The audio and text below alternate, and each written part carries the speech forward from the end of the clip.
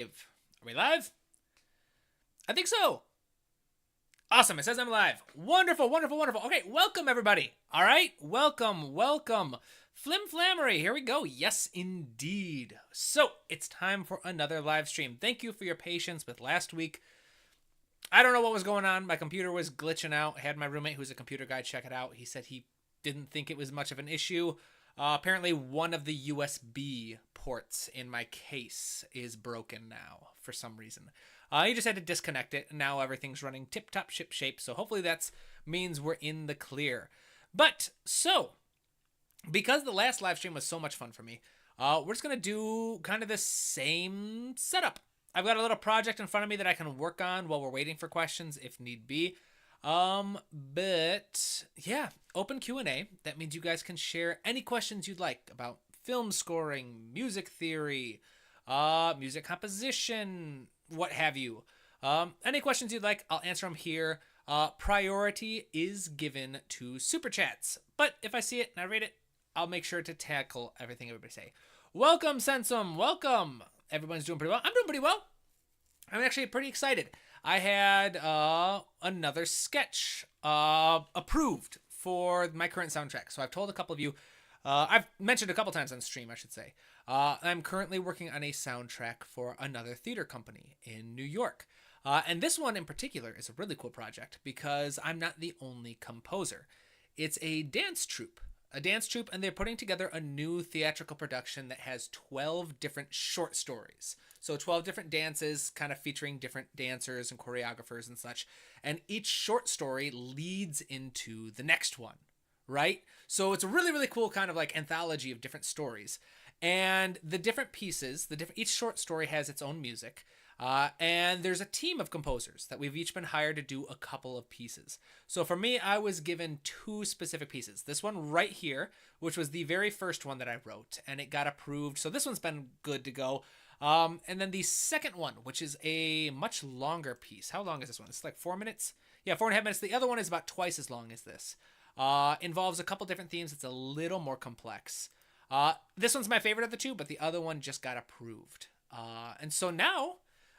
the music is good. The sketches are approved. So the next step is this weekend, since it's going to be a live performance, all of us composers are getting together with the head honcho director, and we're going to be discussing which instruments we really, really want.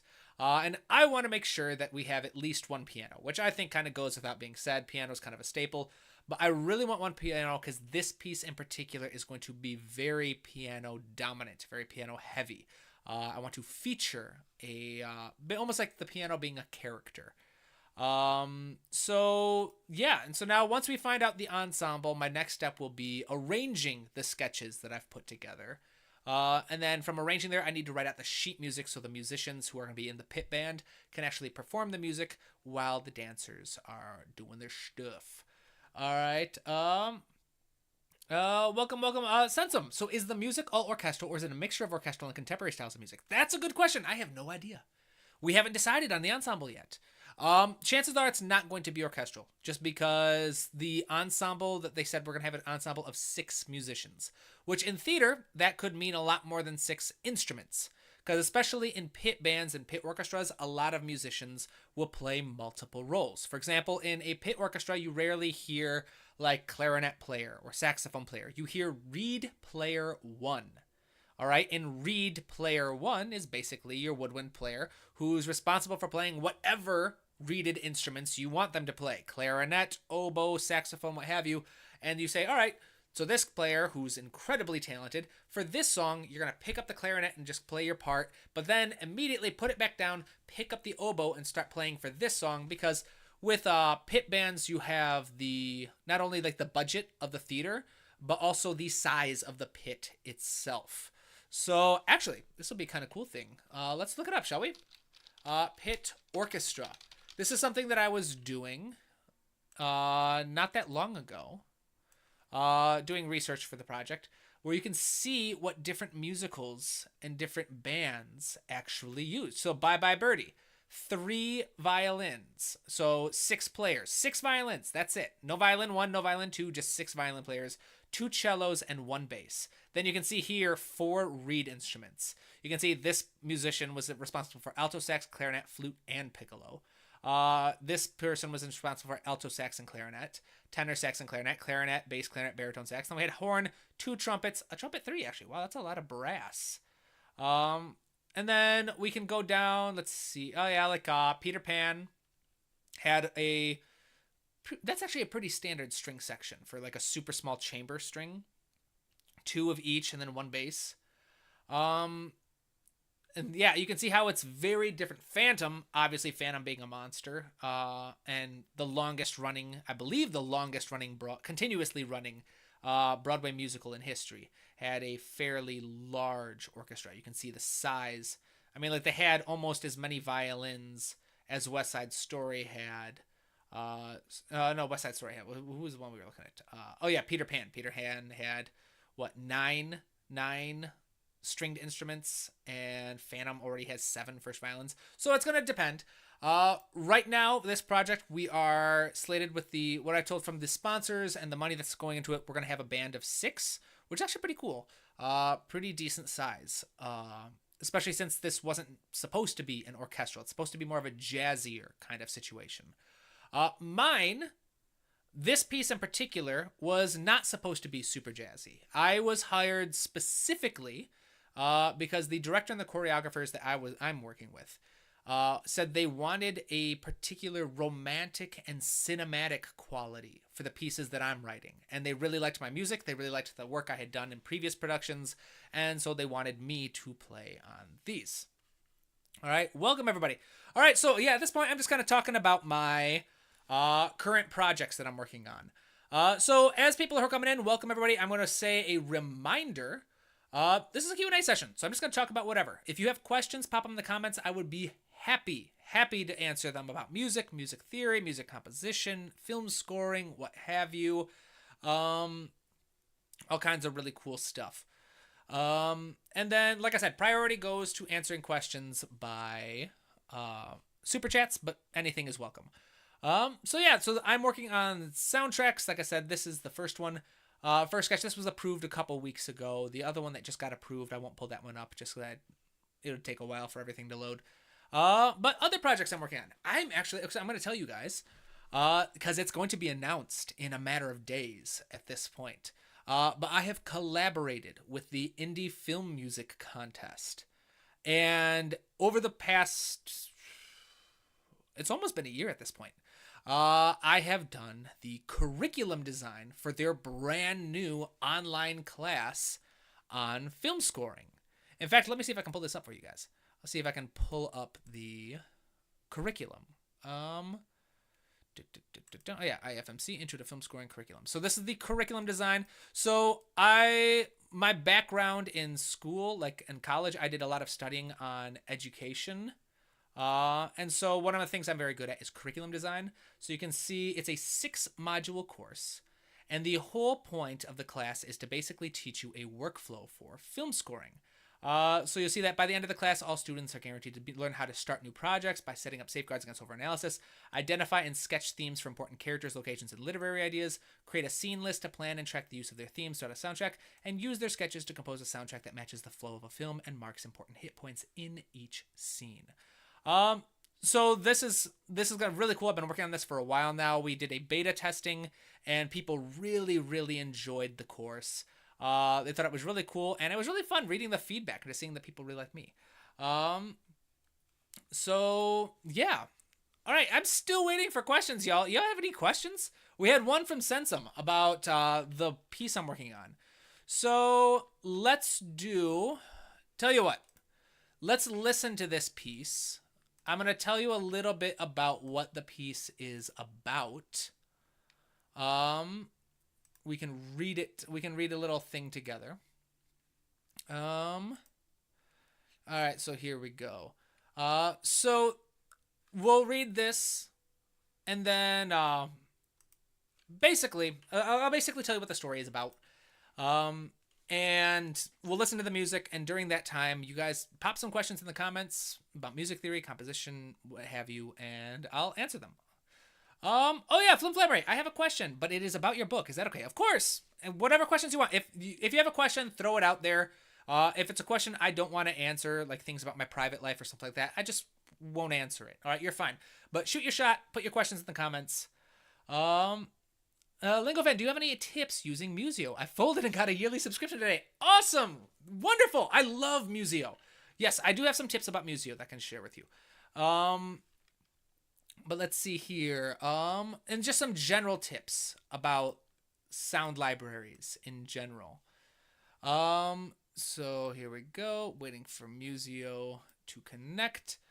All right. So first thing I'm going to do is I'm going to say just kind of familiarize yourself with the libraries. The catalog, just kind of go through, see what they've got. Something that a lot of people just don't really do when they get a sound library that they really, really should do is play around and explore the different qualities of the sounds that you have. What options do you have? What are the differences between the different string libraries you have in here? What are the differences between the different choir libraries you have on here? Because you want, basically, you want to be able to understand what each of your libraries sound like without having to actually pull it up. So I know that I would like to use Cinestrings Core. Let's do cello. Let's see here. So we got some question. Let's see if it's in. Let's see here. All right. While we wait for this to load. Go another round. Awesome. I have a question. What about your book? Yep. So that's it. I like many have many questions. Okay. Sensum. I like many have more questions than answers, but I'm loving the stream so far. Awesome. Thank you. Thank you very much. Sensum. Ancient Bones sounds like a description of me. Ancient Bones is actually one of the first libraries I ever got. Because it was like on sale. I was either on sale or it was free. But it's a fun library. Do I have it downloaded in Museo? My computer is being very slow lately for some reason. Yeah, so you got... Okay, so I don't have it downloaded. Let's download it. It doesn't look like it's that bad. We'll download it. We'll load it in a second. So what I was saying with the sound libraries is the first thing you want to do is you want to make sure that you go through and you play through each of your instruments. Make sure that you've got a nice quality... Understand what the different... what the different performances sound like. So what does legato espressivo sound like?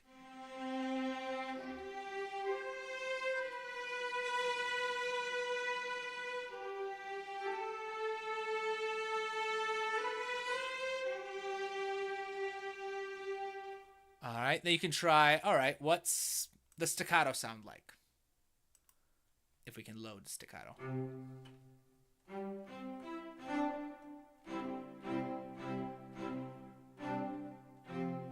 All right, so you just mess around, for lack of a better word. You want to mess around with your libraries, explore them so you can understand them the way you would any other instrument.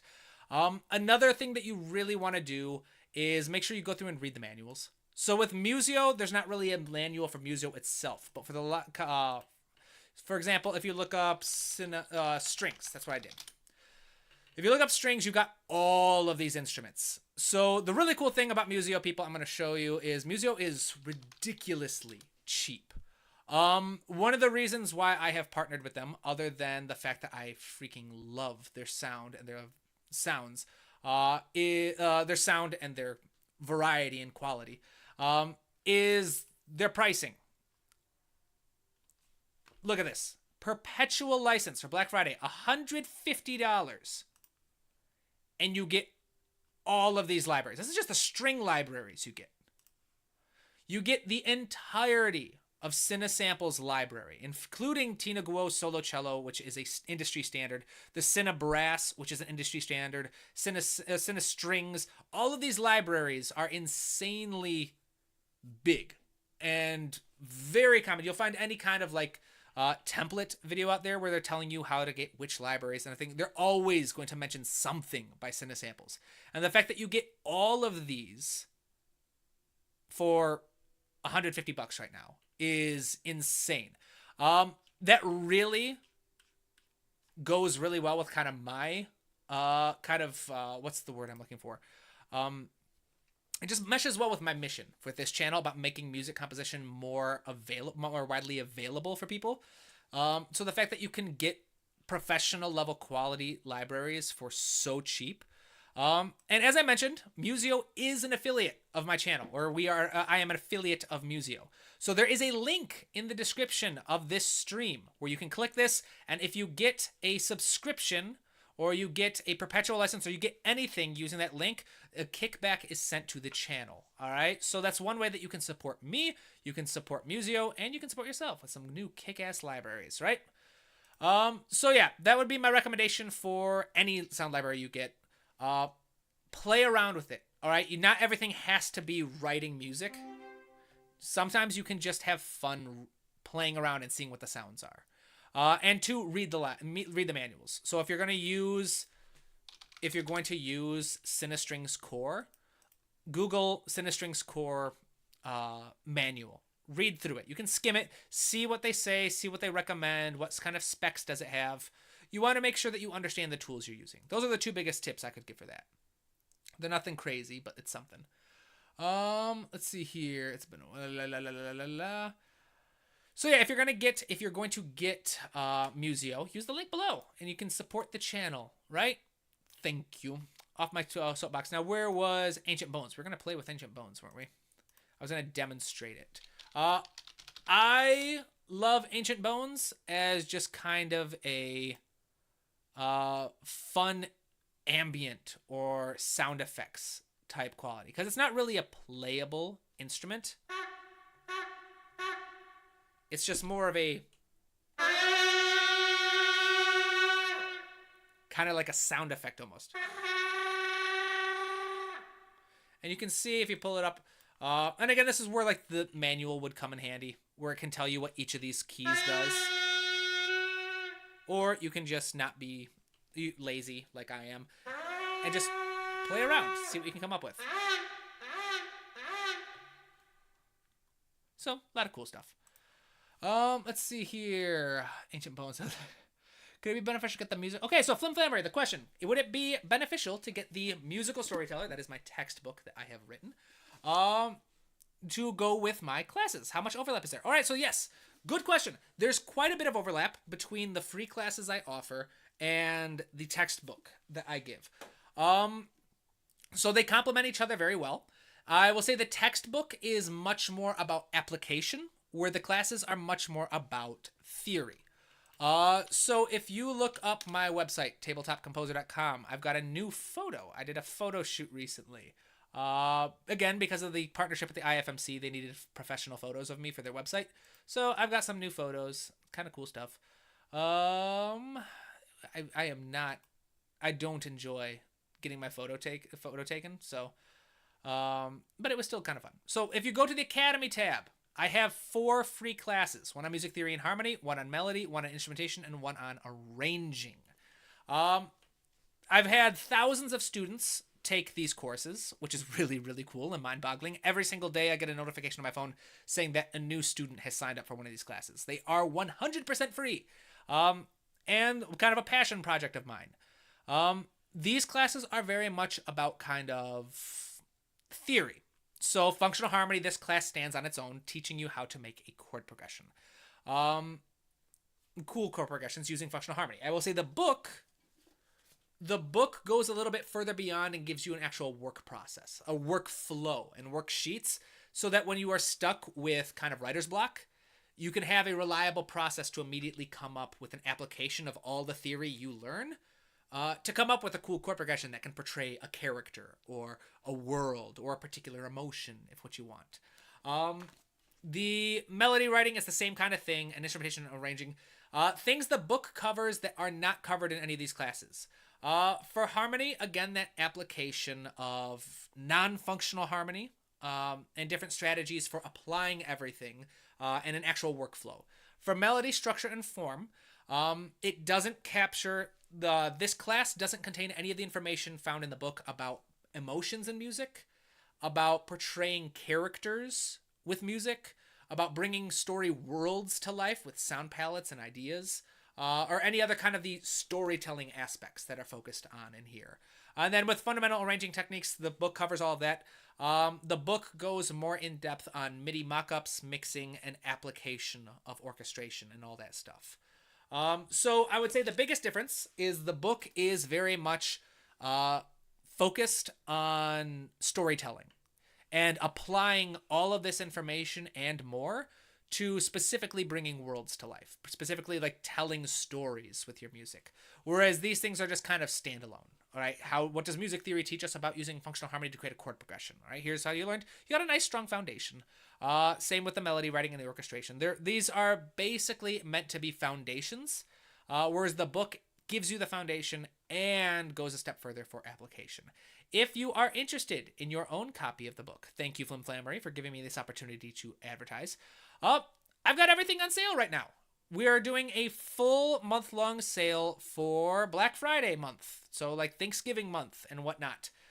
Everything in the store is 20% off. I actually had a really cool experience recently where I woke up to a notification that someone had literally gone through my store and bought everything that I offer, which was really, really cool. I felt very loved that someone would find my resources helpful enough that they would want to buy everything, which is nice because lately I've been getting a lot of hateful comments on YouTube lately. I don't know why, but like the troll comments are going up, which doesn't bother me that much, but it's nice because trolls tend to get engagement.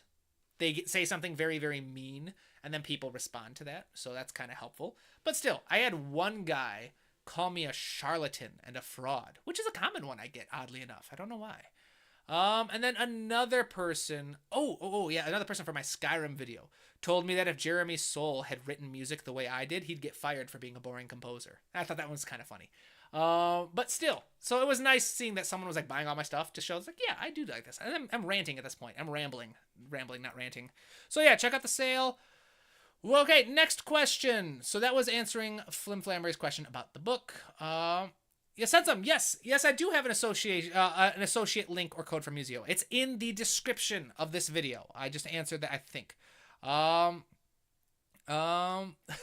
Said something like, awesome. Thank you. I'm glad you're gonna use it. And yes, you can never have too many libraries, right? As long as you get to use them, you can try them. I like Musio because Musio is kind of like the gift that keeps on giving.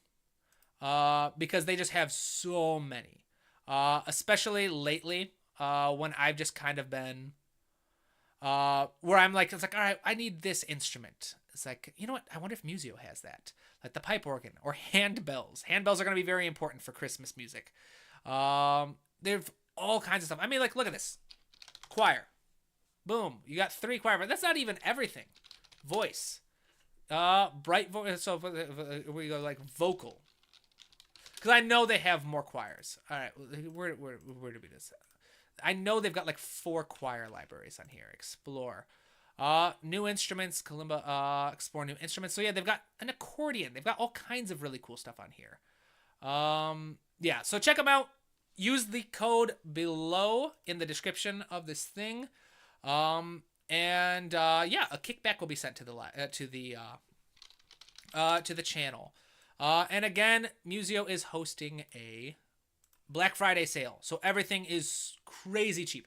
$150 and you get 2,000 virtual instruments, which is insane. Yeah, and they also have monthly options as well. Look at this.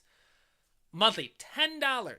$10 per month. And the cool thing about the monthly subscription is that anytime they add new instruments, you automatically get access to them. So if you buy a perpetual license, you get all of the libraries they have right now. But when they add new ones, they won't, like, you already paid for the ones you've got. You're not going to get the new ones.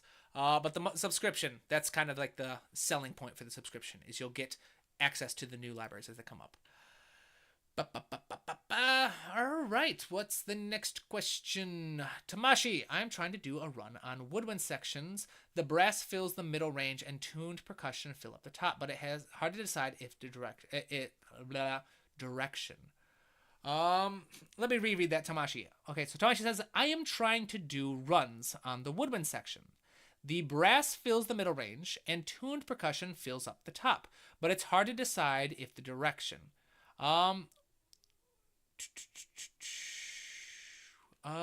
So you're trying to ask about like where to put the woodwinds. This is something, if I'm understanding correctly, I want to make sure to share something. Golden rule of arranging music. This is something I've shared before, but it's still worth sharing. Stop thinking of things as... Stop thinking of your choices in terms of instruments and focus instead on voices or layers. All right. If you can get this through your head and you can actually apply it, literally, your quality of arrangements and orchestration are going to jump up multiple levels. So beginner orchestrators and beginner arrangements, kind of like arranging, tend to have this erroneous approach to writing. I was guilty of it too, all right? I think almost everyone starts off guilty of this. All right, I've got 3 flutes. I haven't used the flutes yet in this piece. What can the flutes do? Or, I haven't really used my woodwind section all that much. What can my woodwinds be doing? Or another big one is the brass section. It's like, man, don't really have the brass doing much. What can the brass do? This is well intended, but fundamentally flawed. All right, because then your focus becomes on just using resources because you have them, instead of making decisions based off what is best for your music. So instead of thinking, what can I have this instrument do? You want to think, what layers or voices do I have in my music right now that I have sketched out or come up with? And of the instruments available, which ones are best suited? All right, if you can start thinking in terms of layers, as in here's my melody, and I have sketched out my melody, which instrument do I think is the best suitable to play this melody? Or I have written an ostinato and runs. Which instruments would be best suited for that? This new approach is going to take, like I said, it's going to level up your arrangements tenfold. All right, so for example, with my sketches, I always start with a piano sketch on my music. Always. Not everybody does that, but I find this very, very helpful. So let's look at this chunk right here. So this little idea is not playable on a single piano by a single player. But it's not meant to be playable by a single piano and a single player. It's meant to just get my basic idea out for the theme. My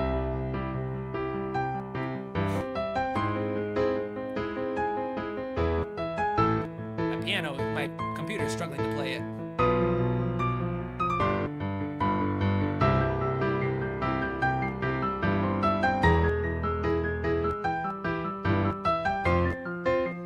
Man, my piano, yeah. Probably should have let my contact library warm up a little bit. But regardless, this is my sketch. And again, you could not play this on a piano with just one player. It's way too many octaves spanning at the same exact time. Now, if I wanted to arrange this, my approach that I would take, and that I will take, because this piece does need to get arranged, we'll say an approach. All right, I'm trying to look for an adjective for the approach, but like a simple approach with an immediately actionable approach, what have you. All right, so step one, identify each layer / voice in your music. This is called your texture. Your texture is the number and types of layers in your music, and it's one of the most important skills to master. If you want to master the skills of writing with multiple different textures, check out my textbook, which is an amazing resource, or if you are strapped for cash and you're just looking for free resources, check out Tabletop Composer. Tabletopcomposer.com. Go to the Academy page, and then check out Fundamental Arranging Techniques. It's a 100% free class. If you do sign up, please consider just making a donation. Even $1 is very, very helpful. All donations to the Academy go towards helping to make more classes available in the future, because I do want to add more classes to here. But yes, this class right here will teach you more about writing interesting textures. So once you have identified each layer in your voice, each layer or voice in your music, step 2 is to identify which layer is the foreground, all right, or most important. Typically, this is going to be the melody. But if there's not a melody, it's kind of up to you. Which one do you want the audience to focus the most on? Once you have identified which layer you want to be the most important, step 3 is to identify the vibe or personality you want to encompass with this layer. All right? Maybe you want a feeling of excitement.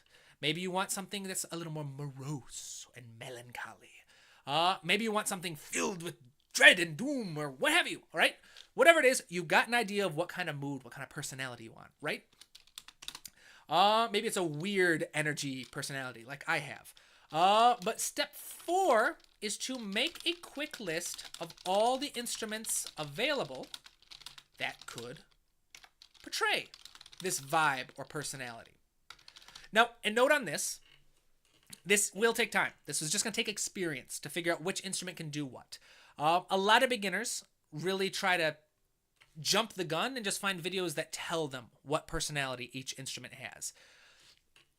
That's not really the best approach. There are lists out there. I find that they very rarely are accurate or even helpful. If you want to master what personality and vibe each instrument is capable of, you just need to listen to music. All right? Listen to music and take notes on your phone. It doesn't have to be big. It doesn't have to be anything super detailed.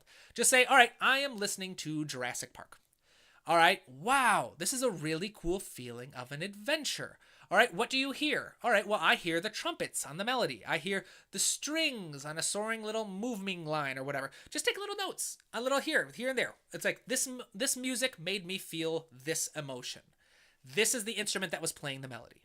These are other things I noticed. It doesn't have to be crazy. You don't even have to pause the music and re-listen. Just take a quick notes on the first things that jump out to you. You only need to do this for a little while before you start to ingrain that information and it starts to come more naturally to you. I promise you, it does not take a lot of effort. If you start looking for these kind of patterns, these ideas, it'll just stick to you. All right, so take some time, just kind of do that. But once you've got step 4, make a quick list of all the instruments available that could portray this vibe and personality. Step 5 is consider the part you have written. Which instruments can physically play this part while delivering your vibe? So this is essentially a process of elimination at this point. You made a quick list of all the instruments that could play this part. You're like, all right, violin, French horn, and I don't know, oboe can all play this part. And trombones. We'll throw trombones in there. And you go, all right, step 5, all right, this is the part I've written. This is the octave it's in. Ooh, in that octave, the trombones probably aren't a good choice. So I'm going to get rid of the trombones. Now, if you want a short list of things to consider for figuring out if this line is appropriate for an instrument, you want to consider the range and dynamics of the part, all right? Where in the range is this part written? How loud does it need to be performed? Once you have that, what register would these would place your instrument in? So let's say you've written a nice, beautiful melody, and it's about around C5, so a little octave higher than middle C. And you find out that, yes, technically this part would be playable on a piccolo. For whatever reason, you don't dip below D5, so it's physically playable on a piccolo. But you need it to be played relatively loud, about mezzo forte, and you need a bright, chipper personality. All right, well, if you've spent any time listening to piccolo or studying the range of the piccolo, you know that the very bottom range, the very bottom register of the piccolo is super soft and very kind of dark and intimate and very weak. Not exactly a good register for an excited kind of melody, right? So piccolo off the list, no longer an option. All right, so then again, quick recap. Identify the range of the part you've written. Identify how loud it needs to be played. And then consider, could your instrument physically play this based on the register it would be in? Again, you want to learn more about registers? Check out my textbook on sale on my website for Black Friday. I also have that free class on instrumentation that can be a good starting point. Once you have done this, step 6 is select your favorite from the remaining options. All right? Easy as that. The golden rule behind this is that if an instrument is physically capable of playing the part and delivering the general vibe you want, it doesn't really matter which one you go with. As long as it can perform it, it's going to sound irreplaceable. Because musicians and even like a MIDI mock-up have a way of making an idea sound very natural, so long as it plays to the strengths of the instrument itself. So don't overthink it, just pick your favorite. From here, step 7 is to repeat the whole process for each of your remaining layers of the music. All right? With one caveat. This time, however, make sure to consider balance as well. So balance meaning like, all right, if you chose a flute in its middle register to play the melody, you probably don't want the French horns and trombones playing the chords, right? They wouldn't balance. One flute can't overpower even one French horn. Not if it's in its mid to low register, all right? Unless, of course, you modify the sound of the French horn and use a fiberglass mute, which a fiberglass mute and sticking the French horn within its preferred register of G3 to C5 would modify the sound appropriately so that one French horn could be matched by one flute. Now, if you want to learn more about this kind of information, this is something I really should do a lot more about. But right now, if you want to learn about like you want to learn the trick about how to make a French horn balance well with a flute, this ebook right here, Harmonic Balance or How to Balance the Modern Orchestra, this is the only resource I've released where it talks specifically about this balance and how to balance all of these instruments. It tells you how many flutes it takes to balance a single trumpet, what happens if you put a straight mute in the trumpet, how does that change the sound and the balance, all that kind of cool stuff. So that's another little sales pitch. But that's the approach I would recommend, Tamashi. So with this approach, rather than trying to think, how can I have my flutes or woodwinds do a run, you'd want to think about what layers do I need in this arrangement. And is that ostinato important? And once you have your ostinato, this is why I recommend starting with a sketch for piano, once you just have all your layers figured out. Because then, of course, you can make a much more well-built and well-written arrangement than trying to go instrument by instrument. So that was a way longer kind of rant than I was expecting. But I hope that was helpful. That was fun. I enjoyed that. Let's see here. Where am I? I've missed a lot of... Tamashi, where's your sword? A Japanese samurai-inspired outfit will do you very good. Thank you. I assume you're talking about the photo shoot I had to do for the website. I had 3 outfits for the photo shoot. I had one of my guayaberas, which is a traditional Mexican kind of dress shirt. I had a flannel, which is the one you guys saw. And then I just had, like a sweater, just a gray sweater.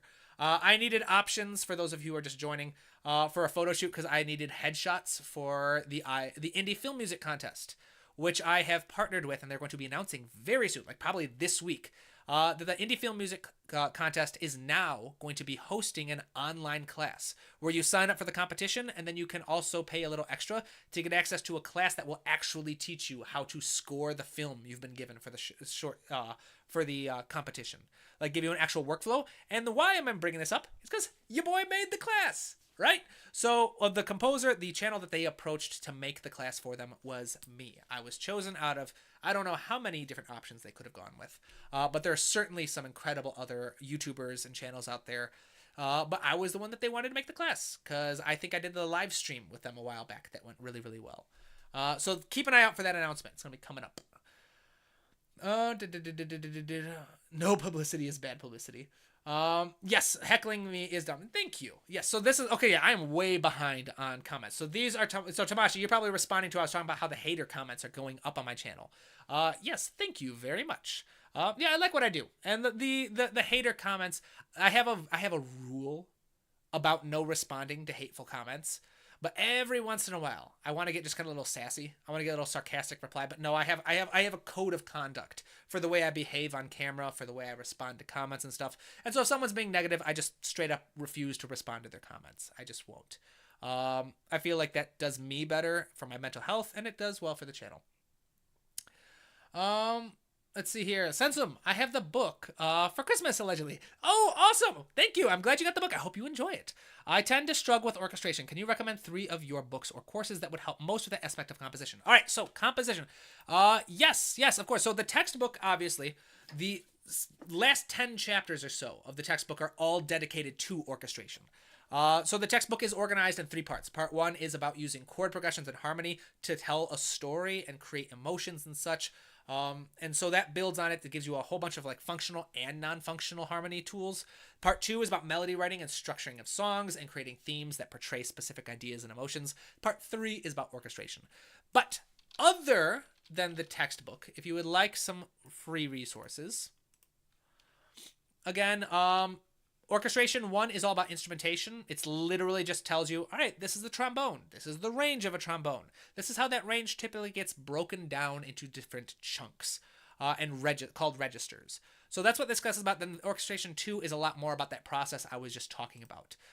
Different tools you can bring in along this process to actually make sure your arrangement sounds clear and professional. In addition to these, the book I was just showing, this is a bit more advanced for orchestration, but like I said, this ebook is literally all about balancing. Like, how do you make sure that, like, how many flutes does it take to balance a trumpet? How many string sections does it require to balance a single French horn if that French horn is playing mezzo forte or louder? What about if that French horn is playing mezzo forte or quieter? Things like that. So these are all great resources that you can find and use and hopefully improve your craft. Tamashi says, I wanted the woodwinds for my goblin piece, which I told you about. Yeah, I am still working on that, but I have mostly finished. Good for you. No rush. I give you some steps to prep. Can you give some steps to prep for mixing, as I have never mixed before? And it has so many tracks. The brief on the battle is going badly, and then help arrives. Oh, so yeah, this is the brief from one of my competitions recently. Mixing. So I would say mixing. This is something I was shared recently on the Discord channel. What tips for mixing? All right, first, arrangement is king. No amount of mixing can fix a bad arrangement. So number 1 priority, make sure you get your arrangement taken care of. Again, using this approach of focusing on voices or layers instead of instruments is going to already go very, very far. Then when it comes to actual arranging, I would say start by balancing your music, your tracks. The pink noise method is what I recommend most beginners. You can just look up pink noise method. You know what? That's very lazy of me. I'm going to share a link for the pink noise method. Let's open Discord. And then, because I shared a link recently helping with this. And it was really cool. It was on the feedback section of my Discord channel. Someone asked a question about, like, hey, here's a piece of music I wrote. How can I improve it? And I was like, yeah, it sounds really good. Really kind of cool vibes. Some of the layers are out of balance with each other. So let's do, where is it? Music feedback. All right, this one right here. How do I copy the link? Copy link. All right. So pink noise method for balancing tracks. I'm going to just paste that link there. Y'all can use that link. And then, so that's what I would recommend. Balance using the pink noise method, which is basically you set all your tracks to like so quiet you can't even hear them. You play a track that has pink noise, which is a type of static where all of the frequencies are played roughly equal volume. And you gradually raise the fader or the volume of each track until you can just barely hear it over the sound of the pink noise. And if you do that for each individual track, it comes up with a really clean balance, at least for starting out. There's, of course, more nuance you can get into. But then, once you have everything balanced, then start using panning and reverb to create your space. All right, so something else that you can do for this, again, my lovely website. Go to the blog. If you want to learn more about like setting a space, Yeah, I bet a lot of you didn't know I had a blog, did you? It exists mostly to like help drive up SEO for my website. But yeah, so things like mic positions, panning, and reverb are all explained in this blog post that you can read, and then that will help with that last part. But that's what I would recommend for at least beginning with mixes. Arrangement is number one priority. Take all the time in the world to make sure your arrangement is quality and good. Then after that, then the most important thing is balancing. I recommend the pink noise method. If you do that, it'll get things started pretty nicely. Then you can start doing panning and reverbs. Notice how we start off big and then start getting a little more nitpicky as we go. This is a nice, decent workflow for getting you started, and it should go a long way to help getting a decent mix for starting out.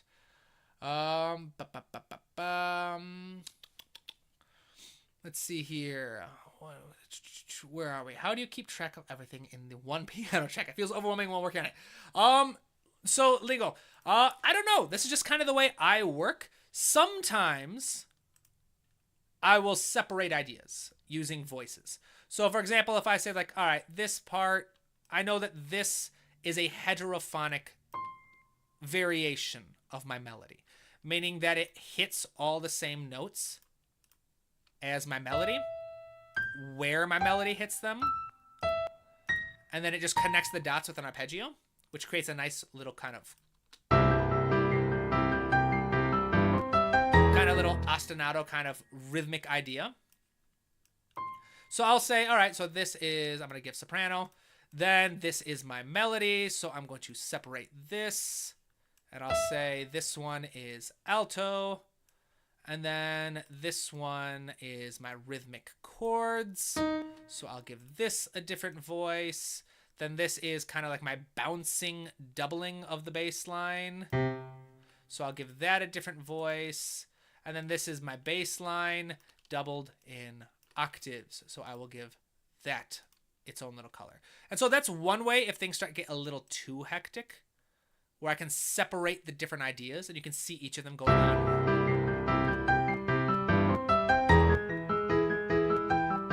My computer is really struggling to play this. I don't know why. I have a pretty strong computer. It's just been acting weird lately. So yeah, you can see how that's a very simple one way you could do it by coloring by voices. Cubase recently released an update. I have not updated Cubase since I bought it. I work with an ancient Cubase 9.5, and I love Cubase 9.5. But if you people are interested in seeing an updated video, I'm thinking about reaching out to Steinberg and saying, hey, you want a partner? Give me a free update, and I'll do a video series on using Cubase and such. I don't know if they'd take me seriously or not. Hopefully they would, because that'd be kind of cool. But we'll see. I'm starting to get to the point where I'm like, you know what? I could probably leverage this channel for some free stuff. And I love free stuff. So we'll see what happens. Where are we? And then Matt. Welcome, Matt. Welcome. Thoughts on mixing a spread voicing and closed voicing for different instrument sections? Ooh. What do you mean by mixing? Do you mean like mixing? Because like we just talked about mixing, or are you talking about like combining spread voicing and closed voicing for different instrument sections? Because that's very common. Having one section do closed voicings, meaning you have like chords with 0 skipped tones, and then having an open voicing where you have another section where you have the chords, but you skip some notes in between. So if we zoom in here a little bit, we'll see this section is an open A minor 7. All right, so we've got my melody over here on top.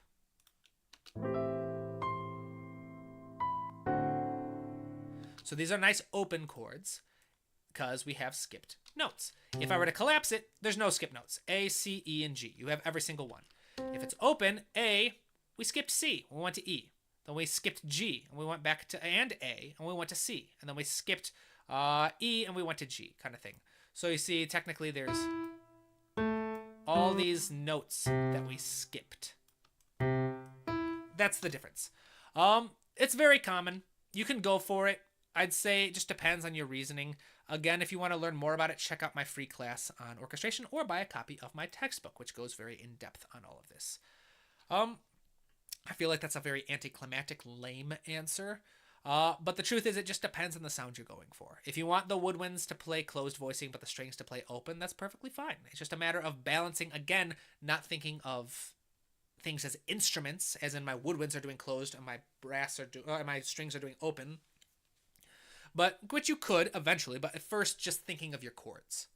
Chords first, I'm thinking, all right, here's my chords, here's how I want to arrange my chords, and then assigning instruments. Of course, there are always exceptions to the rule. I'm sure there are people who would argue against my approach of voices versus layers, of voices and layers versus instruments. I find it tends to be very nuanced. This is just what I have found works really, really well for me and the vast majority of the students I have worked with. Which I do private lessons. So check out on my website, private lessons. I still have space on my schedule for like 1 or 2 more. So if you'd like private lessons, check out the website. Yeah, there we go. Flim Flammery, I've heard you refer to a MIDI mockup more than once. What exactly is that? So a MIDI mockup, very interesting. A MIDI mockup is basically a MIDI performance of a piece of music, where you try to make it sound as realistic as possible. So for example, if you look up any of my Skyrim pieces, those were all MIDI renderings, but they were done very deliberately to try and make my sound libraries sound as realistic as possible. So a mock-up is basically just a pseudo performance of your music using libraries. The goal in many cases is sometimes if you just don't have the budget to hire an orchestra, but you can still make the music sound as realistic to a full orchestra as possible.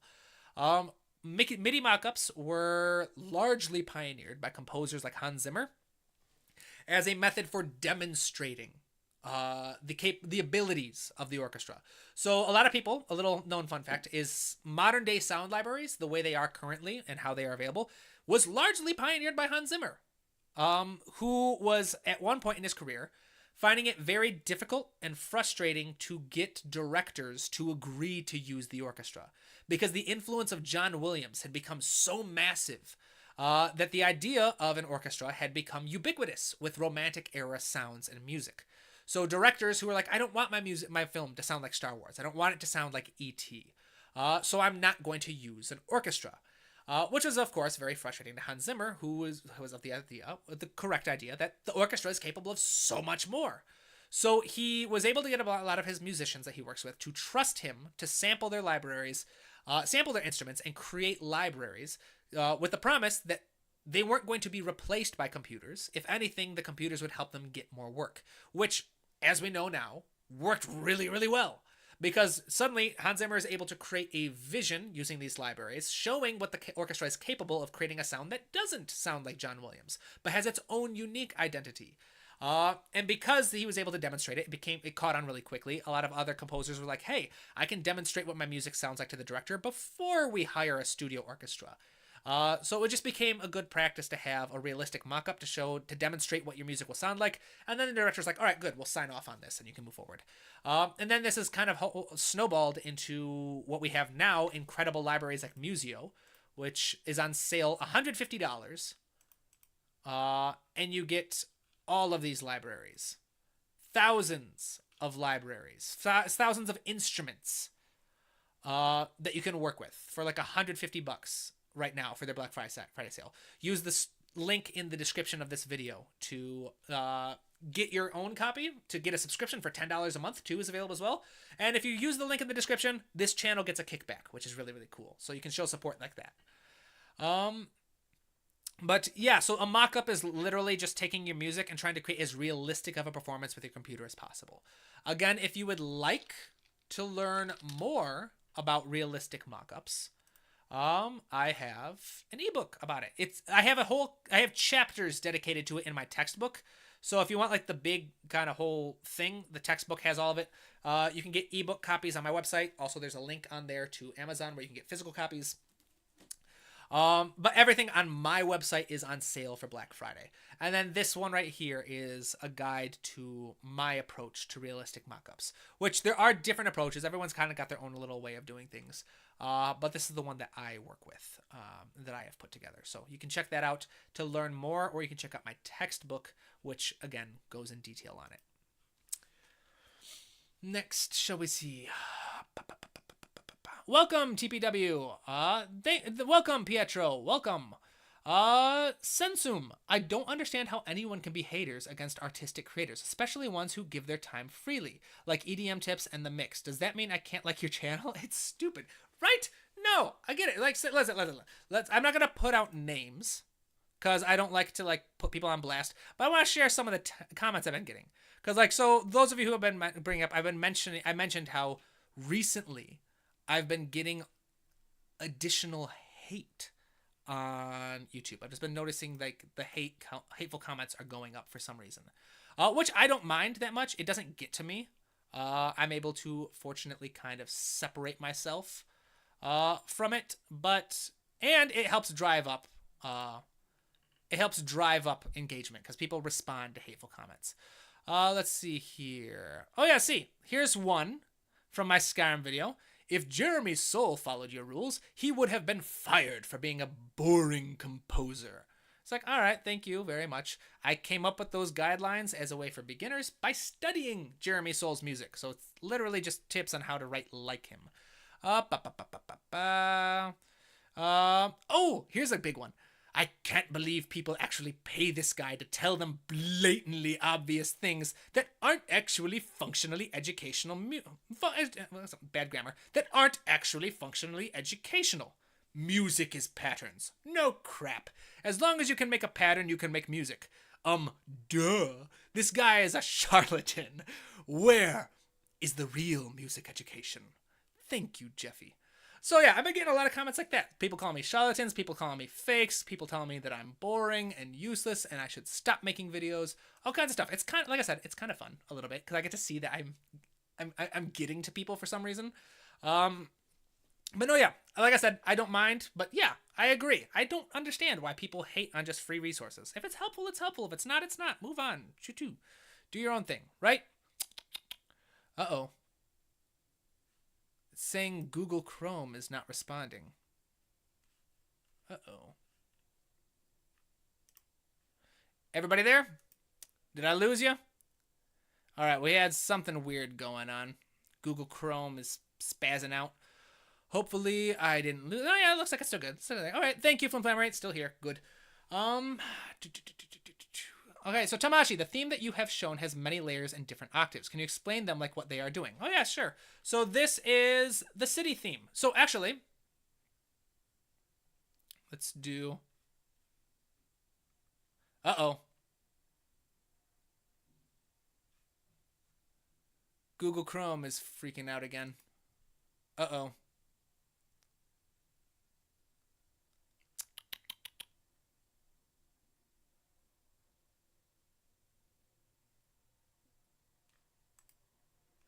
All right, what just happened? Are we good? I'm sorry, technical difficulties are so weird. I don't know why it's been acting up.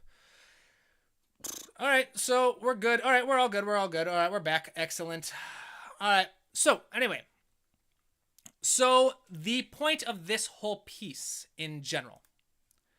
In fact, I will just copy and paste. Let's read through the breakdown of this, shall we? So this is the basic story behind this piece. It says, the story, in a nutshell, is about how people experience loneliness. Given a choice, most people have a tendency to spend more time avoiding pain than actively pursuing happiness. In relationships, this tends to manifest in the way that people will choose to distract themselves from feeling lonely instead of putting in the effort to understand why they feel lonely in the first place and how they can actually make sense of an authentic belonging, acceptance, or love. In the story, the protagonist, Jessie, lives in New York and spends most of her time looking for ways to distract herself from how isolated and lonely she feels. However, she can never quite hide from it at night when she's forced to be alone with her thoughts. As the story progresses, she finally starts to realize that a big issue is in the conflict of who she thinks she should be and who she actually is. She lives in a massive city, but feels more at home in a more rural and natural setting. No matter how hard she tries to convince herself that the excitement and energy of the city is where she belongs, or that the prestige of living in a famous city somehow gives her life more meaning, she can't escape from the fact that being surrounded by the constant noise and never being more than just a face in the crowd is draining to her. She'll never actually find any real peace of mind until she at least recognizes that the image of what she thinks she wants from life isn't actually authentic to what truly makes her happy. The story doesn't end with her suddenly feeling better. Instead, it mirrors real life, where discovering the reason why you're unhappy or lonely doesn't automatically make things better. It just simply makes you aware of a new choice. Do you continue avoiding the pain, or do you start making decisions to try and actively pursue something better? In the end, we're left hanging, wondering which choice Jessie will make. All right, so that's the basic gist of what the story is about. So this particular scene I was showing is one of the moments where we see her trying to distract herself. So during the discussion I had with the director and the choreographer of this piece, we talked a lot about how the distraction was going to be about energy, looking for things outside of yourself, looking for things, again, to distract you from the actual problem. This tendency that people have to actively seek out distractions from their pain than to actively look for a way to fix the pain itself. And so to do this, I came up with a bunch of different little ideas. So a big one here to kind of show that Jessie is the main theme. Let's actually listen to this thing. So we'll listen to the melody. Pay attention to the red line.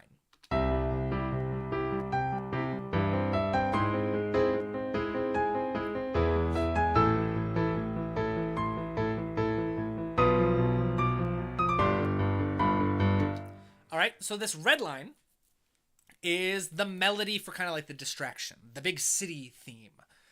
It's very large. It's very energetic and happy and a little heroic, a little romantic. It creates this idea of, wow, this is a really cool thing I want to be part of. Now, the underlying layers, where we have my rhythmic chords, my kind of this clave rhythm, I have got the Ancient Bones set up from Museo. That was the femur trumpet. If we listen to the green part, you'll hear that it's a very constant kind of clave rhythm, is what it's called, that gives a nice little energetic oomph to the accompaniment.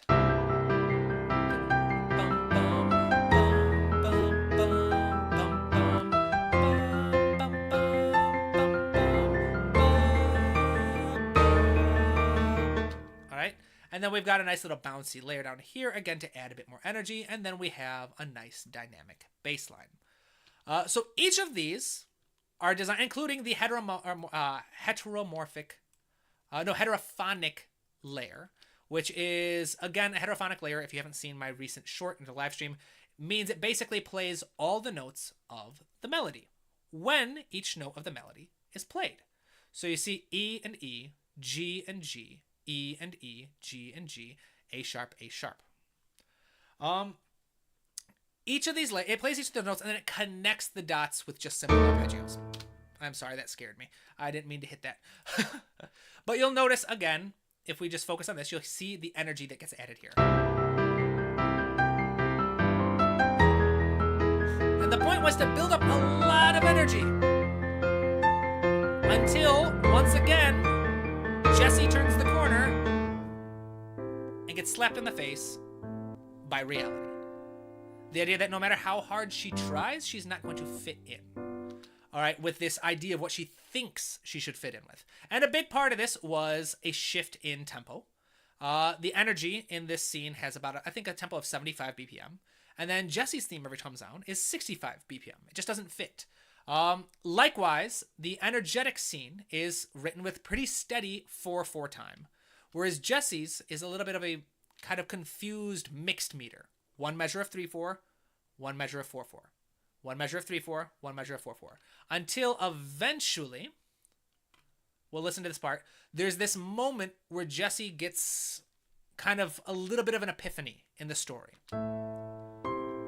Where here she is, feeling a little bit of loneliness, kind of getting on with her work. She's walking back home from a concert, is what the story takes place. My computer is struggling to play.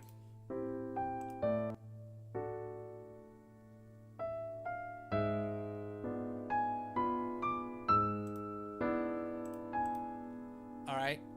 And then there's a brief moment where she has a moment of epiphany, starts to accept a little bit more of a side of herself she didn't understand before. And then, of course, the piano is struggling. Oh, come on. This is the big part. Why can't I? There we go.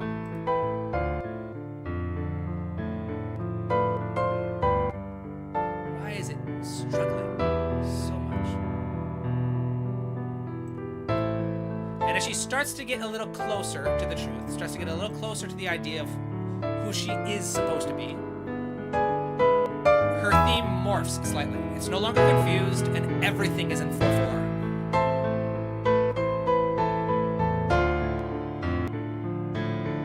Computer is struggling.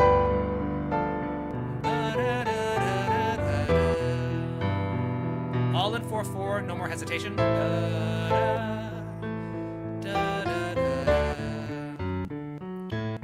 This is so disappointing. Why can't my computer play it? It's one library. I gotta figure out what's going on with Contact. Alright, then, like we said in the story description, we get smacked in the face with reality again. She arrives back home. Nothing has really changed. She's just become more aware of what actually makes her feel at home. And the decision is up to her about whether she's going to start pursuing what can really make her happy, or if she will refuse to let go of the image of what she thinks should make her happy. And to show that, we are back in the original theme, which is 3/4 and 4/4 mixed. I wish the whole thing would have been played a little bit smoother. Where are we? Okay, so that was Tamashi asking about the inspiration between the different layers in this piece. Film Flammery, what software am I using? I'm using Cubase by Steinberg, a very old version of Cubase. And this particular library is the Grandeur. It's a Contact library. I tend to go back and forth between Contact and Museo libraries quite a bit. The Grandeur tends to be my go-to piano. Although, for whatever reason, Contact has really been bugging out lately. And my computer is struggling to play, which I don't know why. When I pull up Task Manager, it says it's got plenty of power left for all the stuff it needs. But whatever reason, it's struggling. TPW, any good headphones you would recommend? Depends on what level you are at. I'd say you don't really need to worry too much. If you are a beginner and you're not doing professional mixing, you're fine. I got super cheap headphones. Which ones are these?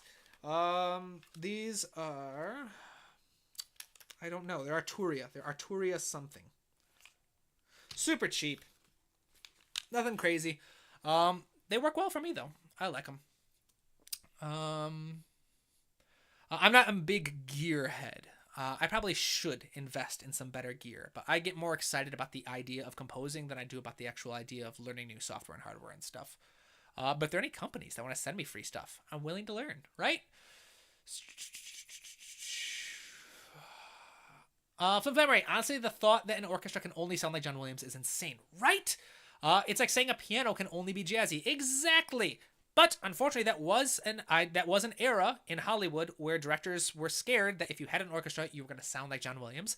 And even though that's an amazing sound, it's not the vibe that all directors are going for. But it's a little cool thing to kind of learn the history behind why we have sound libraries and everything.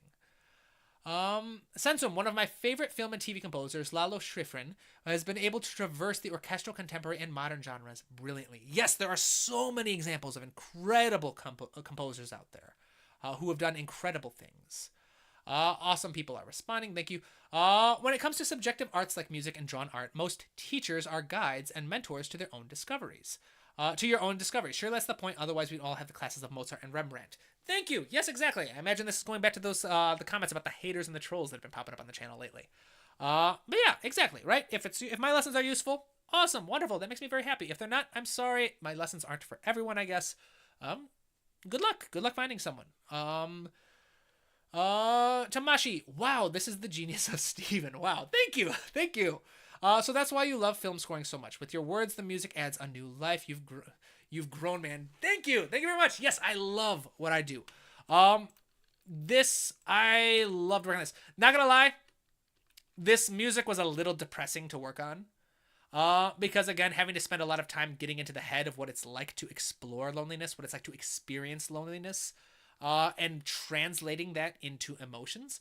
Now, if you would like to learn the processes I used to create, to make sure that my music actually portrayed these emotions, and that's how I dove deep into the actual, like what it's like to be experienced loneliness and how to turn that into music. This ebook right here is on sale. This is my guide to portraying emotions with music. I am a former therapist turned professional composer. My strength, the thing that gets me jobs, the reason why I was hired to write this particular piece about loneliness, is because of my ability to take emotions and portray them musically. This book right here, which is on sale for Black Friday all month long, is my guide to the exact process I use to dissect any emotion and portray it with music. The book is the ebook version of this class right here. Unfortunately, the class is no longer going to be available in this format. I am currently teaching the very last cohort. If you technically wanted to, you could still sign up. We are starting week 3, so you'd be joining halfway through. So I don't know why you would want to start, but if you did, you could still sign up. The class is not going away; it's just being expanded quite dramatically. The class right now focuses only on portraying emotions with music. The updated version of the class is going to go specifically into storytelling. Inspired by all the time I've spent studying Howard Shore specifically and his methods for bringing stories to life with themes, motifs, sound palettes, the new class is going to be entirely based on how you can portray all aspects of a story with music. So not just emotions, but characters, worlds, lessons, journeys, goals, things like that. How anything can be translated into music. It's going to be a significantly larger class. The cohort model will no longer be in effect, unfortunately. I'm just not going to be able to take on students and teach myself. It's going to be a completely automated online class. The upside of that is you won't have to wait for the class to open. You can just sign up whenever you want to. Everyone who has taken the class in the past will get free access to the update. I don't believe in charging twice for the same product. So, for example, I have updated this book before in the past, and when I updated this book, I automatically sent the updated version to everyone who had purchased a copy of the book. Because, again, I don't believe in charging twice. So, I guess if you wanted to sign up for the class now and take part in like the last couple classes, the last 3 weeks, that would be one reason, is because you'll automatically get the new class free once it's available. But yeah, so if you want to learn more about my method and exactly how it is I am able to portray, why I get jobs portraying specifically complex emotions with music, this is the book for you, all right? The only book out there written by a former therapist turned professional composer, who is yours truly, ya boy. All right, let's see here. Tamashi, that Jesse's Evolved theme made me teary when it made sense. Thank you so much.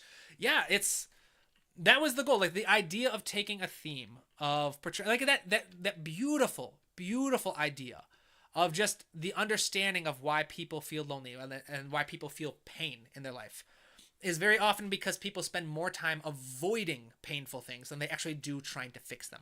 This has been documented very well in research and studies of psychology, is that when given a choice between simply avoiding pain or actively pursuing happiness, the vast majority of people elect to just avoid the pain. All right, so that was kind of the idea behind this entire story, was to portray it.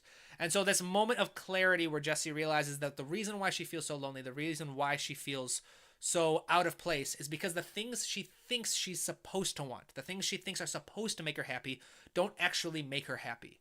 And so that it's not until she actually has a brief moment where she allows herself to just kind of embrace the things that do make her happy. And the idea is like during this scene where she gets to be herself, is it starts raining and she just kind of like enjoys dancing in the rain in a weird way. Like where we find out like the character very much feels at home in rural settings, it being part in nature, which obviously if you've been to New York isn't really an experience you can get in New York, except maybe Central Park. Central Park's nice, but it's not the same as a rural setting. So we have this one moment where the theme does get to expand. It gets to be Jesse's theme in all its glory. Yes, so okay, so Tamashi, so what is the co-composer doing in this again? The co-composer is doing other short stories. So there's several composers. For this gig, there are 12 short stories. This piece right here is one of the short stories. And I am the composer in charge of writing the music for it. Then, because it's a dance troupe. There are 12 short stories total. I am writing the music for 2 of them. And the other composers are doing their own styles, their own approaches, their own ways of bringing the other stories to life. I was hired specifically to tackle some pretty complex emotions, because again, that's kind of what I'm known for, is my ability to translate emotions into music. So it was this one, the experience of loneliness and dysphoria. And then the other story that I had to write was about failed love. About 2 people who start to fall in love, kind of like a will they won't they kind of thing, and then the reasons why it just never takes off, the reasons why it starts to fall apart before it even begins, which, as you can imagine, was fun to explore. That's the one thing I find, that I get hired to do really sad music for whatever reason, or really like bummer stories, stories about suicidality, survivor's guilt, depression, loneliness, all kinds of stuff. This gig, I was supposed to get a rom-com. So the second story, the one about love not like failing before it even begins, that was supposed to be a rom-com short story. That's what I was told when I got hired. But then they heard this one and they loved it so much that they're like, whoa, we're going to rewrite the second one. We want to do another kind of complex, sad one. I was like, dang it. But I had a lot of fun with that one too. TPW. A lot of people in your situation would just release a new book with a second edition appended on the end and charge more for it. I really admire that you didn't go down that lane. Thank you, TP. No, yeah, like I said, my personal journey in music has been marred a lot by paywalls.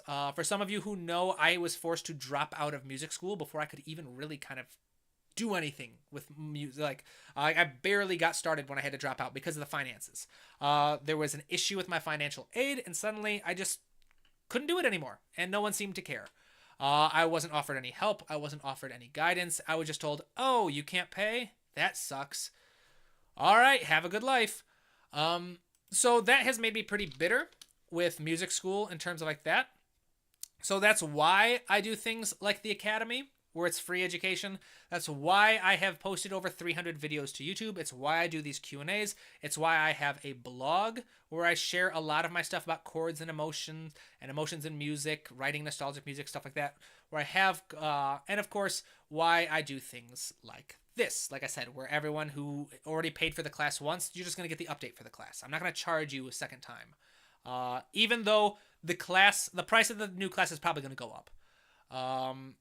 Because it's just going to be a much, much bigger course. Like this one, it's literally getting quadrupled in length. And then, again, anytime I've done updates, I did the same thing with the textbook. When I updated the textbook, I sent free copies to everybody who had bought it. Because I believe in making things accessible. I believe that the more people out there who know they can write music, the more wonderful the world's going to be. Right? So, yeah. I'll have to say, yes, as a reminder, I think we'll probably wrap things up here.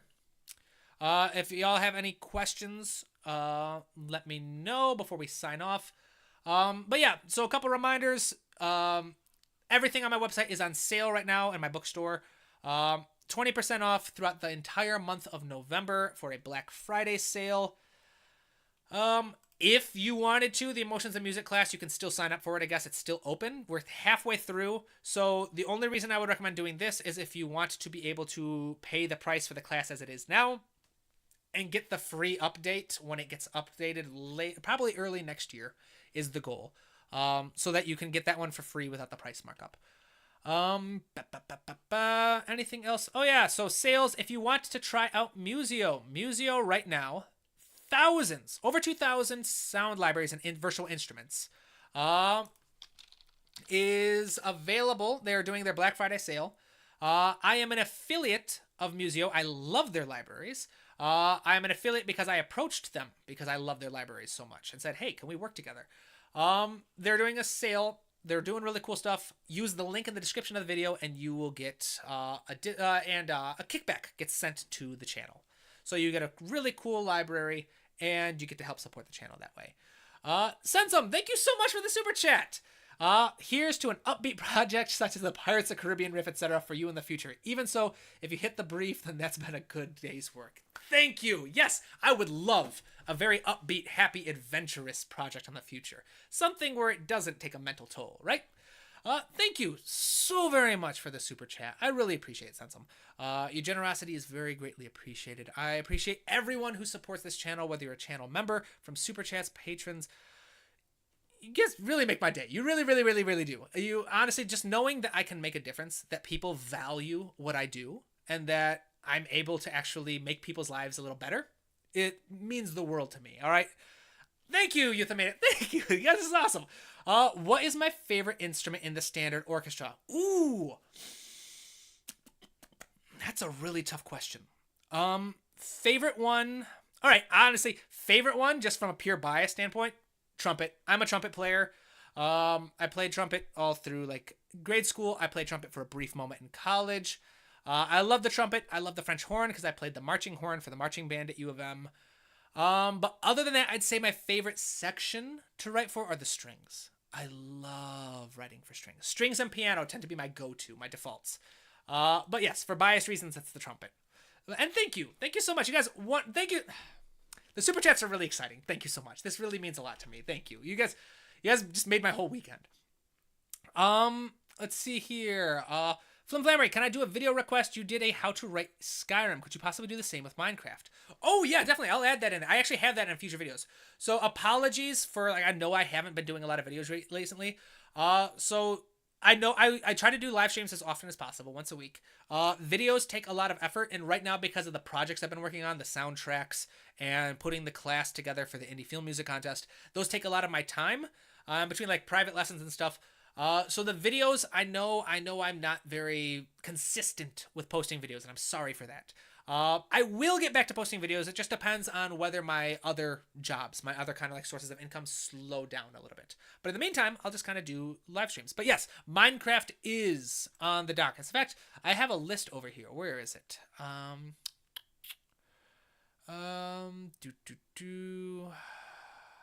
Where is it? I have it here. Oh yeah, so I did the Skyrim video. I want to do one about like Naruto music, Studio Ghibli vibes, something similar to like Daughter from Life is Strange, Harry Potter type vibes with Pirates of the Caribbean type vibes, The Incredibles with big band, Attack on Titan with like the hybrid sound, 8-bit music, Full Metal Alchemist with the Dark Waltz. I've already done Requiems. I want to try Final Fantasy VII, Halo, Western movies. I am now going to add, what was it? So you said Minecraft. Minecraft I'm adding to the list. And it was also, what was the other one I want to do? Fallout. I'm going to add Fallout to this mix. So those are different things I'll do. But yes, it'll just take some time. But for that, I think we will call it a day. So thank you so much to everyone who stopped by the stream. Thank you incredibly, Sensum and Euthymania, for your incredibly generous super chats. I really, really appreciate you guys. I really, really do. You made my day. I know that you guys all show support in your own way, but the financial support is a really big one. Thank you. It allows me to keep doing what I do. It allows me to continue focusing on the things I love. So thank you very much. Don't forget, the sale is going on all month for all of my products on my books page, all of my textbooks, all of my notes, slides, stuff like that. Use the link below from Museo if you want to check them out during their Black Friday deal. If you use the link below, it gives a kickback to the channel, which is always super cool. Check out my academy for free lessons. If you do sign up for a class, please consider donating just a couple bucks here or there to help provide and support the creation of future classes. And yeah, I think I'll get off of my soapbox now, my little ads. Thank you very much. Tamashi, I have a strange request. Can you do me a favor and make a tutorial on how to make a drop? I'll add it to the list. That's something I do know how to do it. It's not something I do often because it's not the kind of style of music I do, but I have studied synths and like hybrid create a drop tutorial. I've done like synth and hybrid orchestral music, so I know how to do it. So yeah, I can do like a short for it or something like that. We'll see. But thank you very much. Thank you to everybody who stopped by. I'm looking forward to next week's stream. All right. Have a great day, everybody. Enjoy your weekend, and I'll see you around. All right. Thank you again. Made me really happy. All right. See ya.